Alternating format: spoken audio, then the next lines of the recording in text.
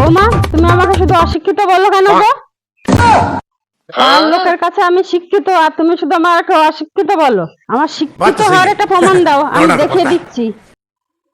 ঠিক আছে মা, তাহলে একটা অঙ্ক করে দেখান।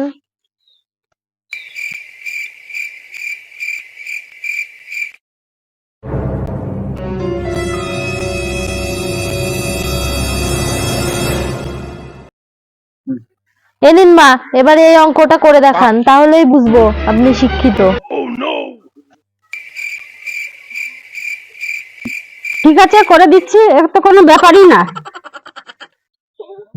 0 0 0 5 আর 5 10, 2 আর 1 3।